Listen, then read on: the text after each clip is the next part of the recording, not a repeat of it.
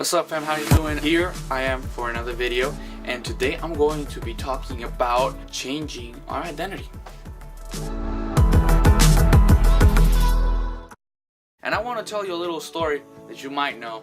If you look with me in Genesis chapter 33 verse 22, we find the story of Jacob, him facing the angel of God in the brook Jabbok. Jacob was the younger of the children, but since his birth he was born cheating. His name actually meant usurper or cheater, liar. Following his name, he tried by his own methods to chase after God's promise. And of course, that didn't work out too well. He had to leave.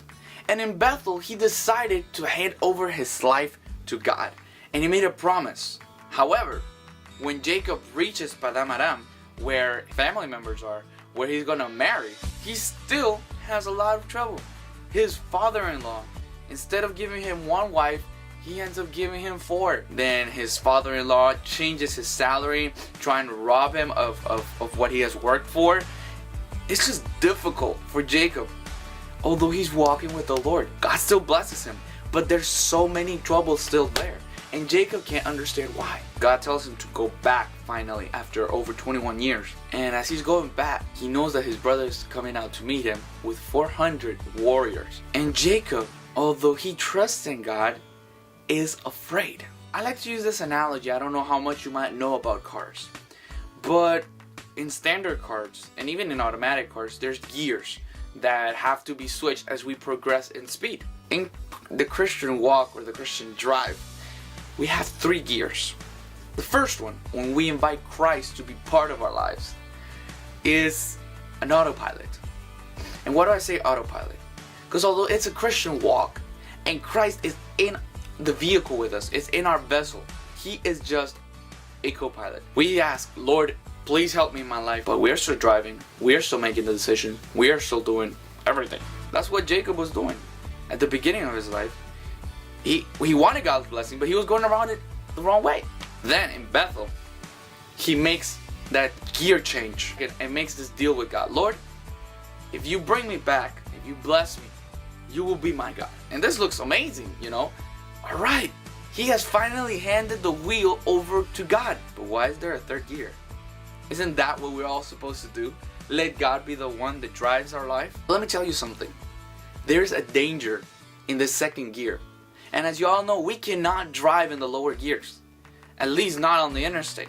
Those lower gears will give us power as we take off. But we must keep changing in order to reach the fullness of the power of the car. Same thing happens in Christian faith. When you walk in 2nd, when you have God at the wheel, but you still own your life, God just becomes a chauffeur. And that's a great danger, my friends. Because when God is just a chauffeur, you will feel tempted and you will think it's your right to intervene in those moments of your life. What am I trying to say, brothers? What is that 3rd gear? That's what happens to Jacob at the brook of Jabbok. Jacob, for the longest time, had lived with this burden, with this guilt on his heart. And although he had made God a part of his life, that's what God was, just a part. And as you juggle the parts of your life, the different people, the different emotions, the different plans, he might fall off. You might feel tempted to take the wheel back because it's just more comfortable. Jacob, when he's faced with whoever this stranger is, he is the one that takes up the fight. As morning dawned, this angel touched Jacob's thigh and dislocated it. And in the pain and the agony and the desperation, Jacob will not let go and ask, I will not let you go until you bless me. And this is where the names come in. What is your identity? Jacob's identity for the longest time had been a usurper, a liar. And when God asks his name, God wants Jacob to recognize who he is without the Lord. Who he is, just having God as his chauffeur. He has to realize that he's still the owner of his life. And then God takes him, blesses him, and changes his name. How did he get into the 3rd gear? What did he do? He surrendered. He poured out his life in front of God. What is the difference between having God as a chauffeur and having God as the owner of your life? Oh, let me tell you. God takes care of these things. Let me tell you, this is hard. This might sound easy, but it's not.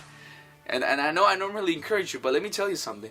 When you surrender your life to God, you have to surrender your plans, your ideas, your will, your rights. Because it will no longer be your life, but it will be God living in you. Jim Elliot said, "He is no fool who gives up what he cannot keep to gain what he cannot lose." Think about it. What are you keeping in your life? You still holding on to your plans, to your problems, to your difficulties? Maybe today's the day when you're gonna hand them all over to Christ. Stop trying to walk life in second gear. Go ahead and experience the fullness of Christian walk when you hand your life over to God. Galatians 2:20 says, "I am crucified with Christ.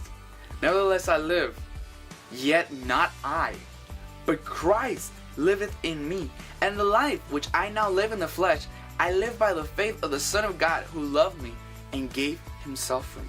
The true Christian walk is not about you living. It's not about having God just as your driver, but having God as the owner of your life. And you know what's so awesome about God? When he owns your life, he doesn't only own the good things, the plans, the ideas, the talents, the abilities you have, but he also wants the bad, your problems, your shortcomings, those things that you don't like about yourself. He loves you just the way you are. And that's why he wants you to give your life to him.